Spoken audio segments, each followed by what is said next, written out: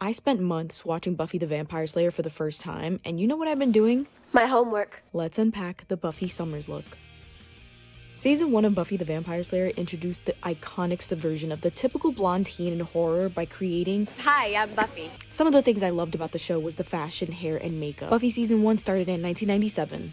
There's a history test? We were nearing the end of the 90s, where casual chic was the primary look in pop culture for young girls. It's all in the magazines, on TV, the runways, the movies, music videos, award shows. I think the creators of Buffy intended to make her look just like another girl from LA, following the trends and staying on top of them. Especially the makeup trends of the late 90s, featuring grunge and frosty makeup, then eyebrows, brown, mauve, and nude lipsticks. Buffy's look was accessible though, because she was in high school, and definitely inspired young girls during its run. Even me, in the mid-2020s. It's a time capsule for the 90s and 2000s, and I had to uncover what they did to make her slay while slaying. So we need a quick and easy routine, and I made one. The skin of the Slayer included a smooth and skin-like base.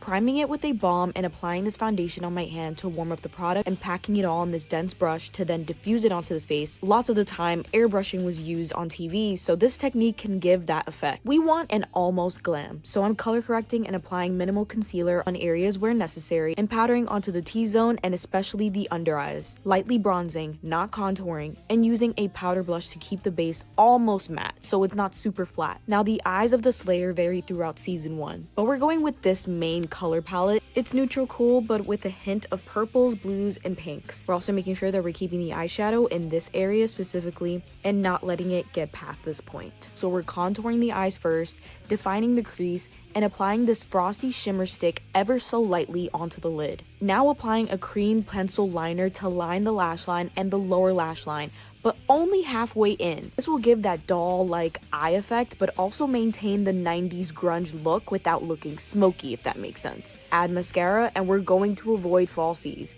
Unrolling the tussled and voluminous Buffy hairstyle I recreated, and we're moving on to Buffy's go-to lip. Now the lip combo they use on the show is discontinued. They use Beige de Chanel and a shimmer lip gloss from Stila. So we're going with business casual on the outer perimeter of the lip, mixing in Flesh Pot on the center, adding the shimmer that I used on my eyes, and a shimmery peachy pink lip gloss to top it off. Now if you want to do the exact pilot episode makeup, lay over a sheer light purple wash of color and a shimmer that shifts blue and pink very lightly. We want to maintain a sheer shimmery eye that the vamps can still see when we're on patrol. We don't want to blind them, we want to slay them. Put on a leather jacket, grab a stake, or in my case, a makeup brush. Oh boy. And your vampire handbook. And please don't forget to ask yourself, what would Buffy do? Especially if you come across a misogynist or a demon tonight. They're all the same these days anyway.